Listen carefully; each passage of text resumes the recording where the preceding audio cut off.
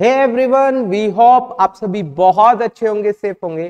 Guys, last lecture में हमने आप लोगों के साथ सोल्वेंसी रेशो की 3 रेशो के बारे में डिस्कस किया था। आई होप आप लोगों को वहां तक अच्छे से समझ आया होगा। आज हम remaining solvency ratio as well as turnover ratio के बारे में भी बात करने वाले हैं। उनसे रिलेटेड पहले हम कॉन्सेप्ट करवाएंगे, फिर बहुत इंपॉर्टेंट क्वेश्चन के बारे में आपसे डिस्कस करने वाले हैं। तो चलिए गाइस, स्टार्ट कर रहे हैं आज का lecture. Let's start.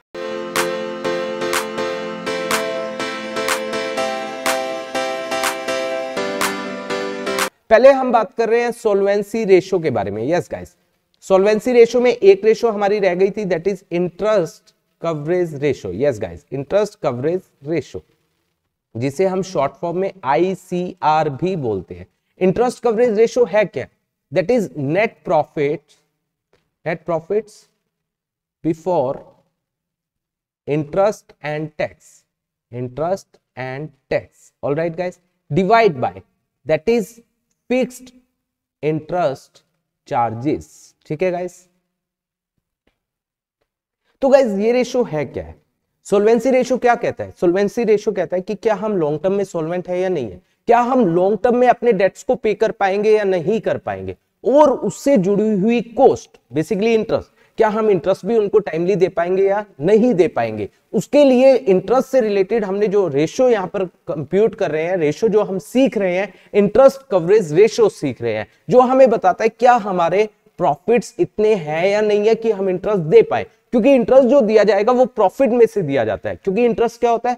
Charge against profit. That's why यहां पर हम क्या ले रहे हैं? Net profit before interest and tax ले रहे हैं, क्योंकि इंटरेस्ट प्रॉफिट में से दिया जाता है। अब देखिए, नेट प्रॉफिट बिफोर इंटरेस्ट और टैक्स निकालने का क्या तरीका है, बहुत ध्यान से आपको समझना है। देखिए, सबसे पहली चीज हम सीख रहे हैं, that is net profit before interest and tax. ये कैसे कैलकुलेट किया जाएगा? देखिए, आपको क्या दिया होगा क्वेश्चन में? आपको यूजुअली दिया होगा नेट प्रॉफिट्स आफ्टर, ध्यान से सुनना गाइस, बहुत इंपॉर्टेंट है, after interest and tax given होगा। ठीक है गाइस, ये आपको गिवन होगा। इसका मतलब है क्या? देखिए, इसका मतलब है net profit after interest and tax का, कि जो आपका net profit before interest and tax ये है, ठीक है, जो भी अमाउंट है उसमें से इंटरेस्ट क्या हो चुका है?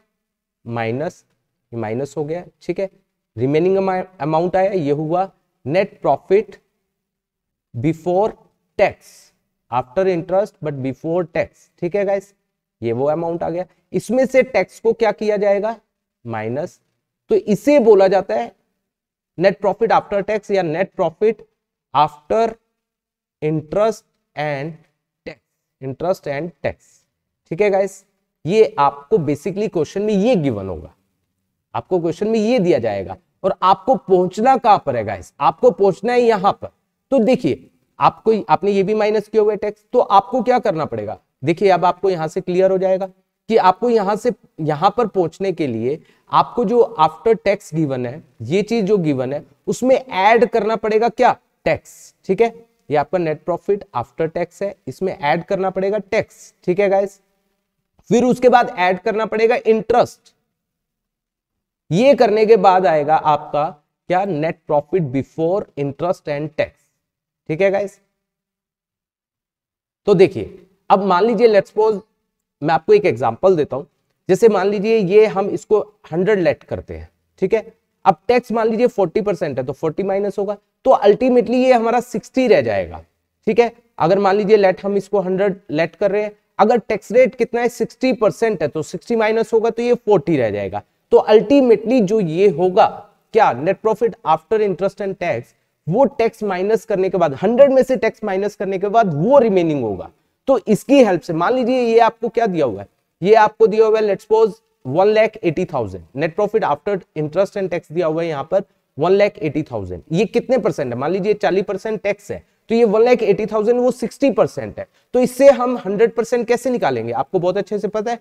तो 1,80,000 को अगर मैं 60% से डिवाइड करूंगा तो दैट वुड भी कितना आ जाएगा? ये आ जाएगा 3 लाख।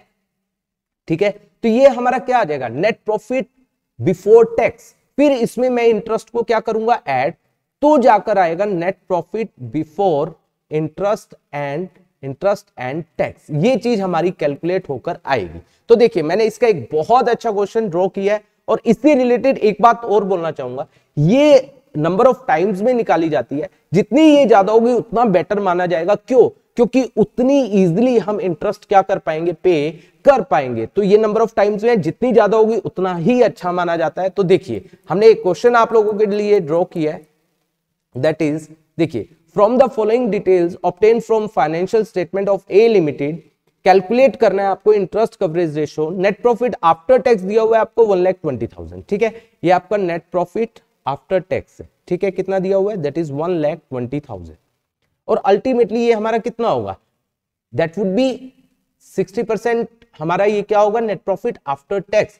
तो क्यों होगा, क्योंकि इससे पहले मान लीजिए हमने नेट प्रॉफिट बिफोर टैक्स हमने 100 लिया होगा, उसमें से 40% माइनस हुआ होगा, तो ultimately net profit after tax 60% रहेगा। तो ये 1,20,000 जो है वो 60% है। तो यहां से हमारे पास नेट प्रॉफिट बिफोर टैक्स आएगा, that would B 1,20,000 divide by 60 multiply by 100, that would B 2 lakh.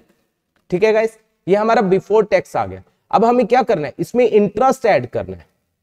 Interest add करेंगे, देखो इंटरेस्ट यहां पर गिवन है, यहां पर देखो 12% इंटरेस्ट गिवन है 20 लाख पर, ये आ जाएगा 2,40,000। तो इसमें हम 2,40,000 को क्या करेंगे गाइस, ऐड कर देंगे। तो दैट वुड बी कितना आ जाएगा, 4,40,000। तो यहां से हमारा क्या आ गया, that would be net profit before interest and tax. Alright guys, और यहां से हमारी रेशो निकल जाएगी, that would be interest coverage ratio. Net profit before interest and tax आ गया हमारा 4,40,000, और इंटरेस्ट अभी हमने निकाला है दैट इज 2,40,000। इसको डिवाइड करेंगे, ये आ जाएगा जो भी अमाउंट आएगा, मेरे ख्याल से 1.83:1 समथिंग ऐसे आएगा। तो ये रेशो हमारी निकल जाएगी। वैसे देखा जाए ये रेशो बहुत कम है, ये यूजुअली 6 to 7 टाइम्स मानी जाती है कि होनी चाहिए कम से कम, क्योंकि नहीं तो अदरवाइज आप, क्योंकि रीजन बिंग प्रॉफिट के अंदर कुछ ऐसी भी आइटम होती है जो हम क्या ना कर पाए, कैश में कन्वर्ट ना कर पाए। आई होप ये वाला टॉपिक, ये वाली रेशो आपको अच्छे से समझ आई होगी। इसके बाद देखिए गाइस, हम अगली रेशो पर आ रहे हैं। अगली रेशो पर we are going to discuss. देखिए हम बात कर रहे हैं किसके बारे में, अगली रेशो आ रही है that is turnover ratio. Turnover ratio, turnover क्या है, बेसिकली पहले उसको समझिए कि हम अपने रिसोर्सेज को कितने अच्छे से यूटिलाइज कर रहे हैं। हमारे जितने रिसोर्सेज अवेलेबल है उनको कितने अच्छे से यूटिलाइज, मतलब उनसे कितना अच्छा आप रिवेन्यू जनरेट कर रहे हैं, उनसे कितना ज्यादा रिवेन्यू जनरेट कर रहे हैं, that is the meaning of turnover ratio. तो टर्नओवर रेशो के अंदर बेसिकली हमारे पास 4 रेशो आती है और 2 नई और ऐड हुई है। देखिए एक पीछे हमारी किससे रिलेटेड, सॉल्वेंसी रेशो से, मैंने अभी नहीं करवाई है। 2 इसमें नहीं ऐड हुई है, 3 रेशो नहीं ऐड हुई है, जिसको मैं बाद में करवाने वाला हूं तीनों रेशो को बहुत अच्छे तरीके से। देखिए गाइस, सबसे पहले टर्नओवर रेशो में जो हमारी रेशो आ रही है that is inventory turnover ratio. Yes guys, inventory turnover ratio, ठीक है। उसके बाद एक रेशो हमारी क्या है, trade receivable turnover ratio, trade receivable, ठीक है। उसके बाद ट्रेड पेबल टर्नओवर रेशो, और last one is working capital turnover ratio, ठीक है। पहले हम इन्वेंट्री टर्नओवर रेशो के बारे में पढ़ते हैं। देखिए सबसे पहले inventory turnover ratio. Inventory turnover ratio क्या कहते हैं कि जो आपके पास इन्वेंट्री है, जो आपके पास स्टॉक है, आप उसको कितने अच्छे से क्या कर रहे हो, रिवेन्यू में जनरेट करने में हेल्प कर रहे हो। आपको पता है इन्वेंट्री किस पर होती है गाइस, बताइए, कॉस्ट पर होती है। तो यहां पर रिवेन्यू भी किस पर लिया जाएगा, कॉस्ट पर। इसीलिए यहां पर जो रेशो हम कैलकुलेट करते हैं वो कैसे करते हैं, हम न्यूमरेटर में क्या लेते हैं, cost of revenue from operation, operation जिसे हम क्या बोलते हैं guys, cost of goods sold, cost of goods sold भी बोलते हैं, आपने +1 में पढ़ा है। डिवाइड बाय एवरेज इन्वेंट्री, हम यहां पर एवरेज इन्वेंट्री लेते हैं, सॉरी एवरेज इन्वेंट्री।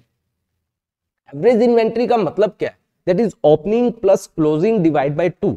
देखिए यहां पर सबसे पहले मैं दोनों के बारे में बात करूंगा। सबसे पहले हम बात कर रहे हैं cost of revenue from operation की। देखिए cost of revenue from operation ये कैसे कैलकुलेट की जाएगी। देखिए cost of revenue from operation, देखिए आपने +1 में पढ़ा है कॉस्ट ऑफ गुड्स सोल्ड कैसे निकालते थे। एक तो होता था opening stock plus purchases, plus purchases का मतलब यहां पर क्या है, नेट, प्लस डायरेक्ट एक्सपेंसेस, जितने भी डायरेक्ट एक्सपेंस है, माइनस क्लोजिंग स्टॉक। ये आपने पढ़ा है, बिल्कुल पढ़ा है, ठीक है गाइस। एक तरीका क्या है, आप कैसे निकालते थे कॉस्ट ऑफ गुड्स सोल्ड, जो आपका रिवेन्यू फ्रॉम ऑपरेशन है, रिवेन्यू फ्रॉम ऑपरेशन, जो सेल है, सेल रिटर्न माइनस करने के बाद उसमें से आप ग्रोस प्रॉफिट को क्या कर देते थे, माइनस, ग्रोस प्रॉफिट को माइनस कर देते थे। ठीक है, एक ये मेथड हो गया। तीसरा, अगर ग्रोस लॉस है तो वो ऐड हो जाता है, ध्यान से समझना गाइस, रिवेन्यू फ्रॉम ऑपरेशन, उसमें ग्रोस लॉस को हम क्या कर देते हैं, ऐड। ठीक है गाइस, और लास्ट वन जो अब हमारे पास, क्योंकि statement of profit and loss वो अलग तरीके से आती है, तो हम किस तरीके से करते हैं, सबसे पहली चीज याद कीजिए, statement of profit and loss में एक्सपेंस पहला आता है cost of material consume, cost of material consume. ठीक है guys, plus purchase of stock in trade.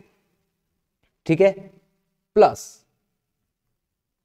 Change in inventory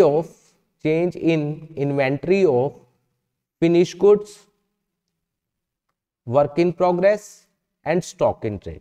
ठीक है गाइस, इसके बाद एम्प्लॉयज बेनिफिट एक्सपेंस। ठीक है, अगर उसके बारे में नोट्स में गिवन है, नोट्स टू अकाउंट्स में, कि उसमें वेजेस दिए हुए हैं, नोट्स टू अकाउंट पे वेजेस के बारे में मेंशन है, तब तो हम ले लेंगे। प्लस में डायरेक्ट एक्सपेंस, अगर डायरेक्ट एक्सपेंस का मतलब अगर नोट्स टू अकाउंट में दिया गया वेजेस इतने हैं, ठीक है, या अदर एक्सपेंस में दिया गया कैरियर्स इनवर्ड के बारे में, फ्यूल गैस एंड पावर के बारे में दिया गया है नोट्स टू अकाउंट में, तब तो लेंगे। अगर कुछ नहीं बोला गया हम मानेंगे डायरेक्ट एक्सपेंसेस नहीं है, ये बात आपको ध्यान रखनी है। तो ये सब हमने क्या निकाला, that is cost of revenue from operation. Alright guys, इसके बाद नेक्स्ट है हमारे पास एवरेज इन्वेंट्री। ठीक है गाइस, एवरेज इन्वेंट्री वो क्या है guys, opening plus closing. Opening क्या, ओपनिंग इन्वेंट्री जो साल की बिगनिंग में, plus closing inventory, closing inventory. ठीक है गाइस, डिवाइड बाय 2। ठीक है, ये हमारी क्या आ जाएगी, एवरेज इन्वेंट्री। और यहां से हमारी क्या आ रही है, inventory turnover ratio, that would B cost of revenue from operation divide by average inventory. ठीक है गाइस, मान लीजिए cost of revenue from operation आपका 10 लाख है। ठीक है, और यहां पर average inventory opening plus closing divide by 2 50,000 है, तो ये कहलाएगा 20 टाइम्स। अगेन ये भी नंबर ऑफ टाइम्स में आती है। ठीक है गाइस, जितनी ये ज्यादा होगी उतना बेटर होगा, क्योंकि उतनी बार आपकी इन्वेंट्री जो है वो रिवेन्यू में कन्वर्ट हो रही है। गाइस क्लियर है। इसके बाद इसी के साथ आता है एक एवरेज एज ऑफ इन्वेंट्री, कि हमारे पास इन्वेंट्री कितने समय तक पड़ी रहती है, वो आता है 365 divide by inventory turnover ratio, या 12 months divide by inventory turnover ratio. तो ये मान लीजिए 365 डिवाइड बाय 20 है इन्वेंट्री टर्नओवर रेशियो, तो यहाँ पर डॉट लगा दिया, जीरो हट गई, तो ये आ गया 18.25। तो 25 का मतलब 19वां दिन आ गया, तो 19 डे, इसका मतलब हमारी इन्वेंट्री जो है वो 19 दिन तक हमारे पास रहती है, उसके बाद जाकर वो रिवेन्यू में क्या होती है, कन्वर्ट होती है। आई होप आपको इन्वेंट्री टर्नओवर रेशियो आपको अच्छे से क्लियर हुआ होगा। देखिए गाइस, इससे रिलेटेड आप बात कर रहे हैं एक बहुत अच्छे क्वेश्चन के बारे में। देखिए यहां पर हमारे पास क्या दी गई है, ओपनिंग इन्वेंट्री इज 29,000। देखिए हमें 29,000 दी हुई है ओपनिंग, परचेजेस दिए हुए 2,42,000, रिवेन्यू फ्रॉम ऑपरेशन है 3,20,000, ग्रोस प्रॉफिट है 25% ऑन सेल। आपको इन्वेंट्री टर्नओवर रेशियो निकालनी है, तो आपको इन्वेंट्री टर्नओवर रेशियो के लिए चाहिए क्या क्या, कॉस्ट ऑफ रिवेन्यू चाहिए और आपको एवरेज इन्वेंट्री चाहिए। अब कॉस्ट ऑफ रिवेन्यू तो यहां से निकल जाएगा। ठीक है, अब पहले हम निकालते हैं cost of revenue from operation. ठीक है, वो कैसे निकलेगा, 3,20,000 रिवेन्यू है और ग्रोस प्रॉफिट है 25% ऑन सेल, तो यहां से ग्रोस प्रॉफिट हमारे पास आ गया 25% ऑन सेल मल्टीप्लाई बाय में 3,20,000, सेल है हमारी 3,20,000, तो ये आ गया कितना 80,000।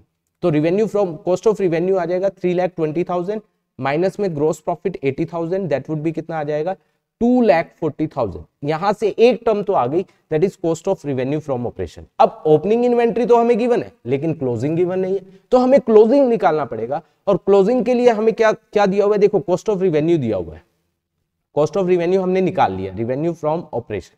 ये क्या होता है, opening inventory plus purchases plus direct expense कुछ भी नहीं है तो हम नहीं लेंगे, माइनस में क्लोजिंग इन्वेंट्री।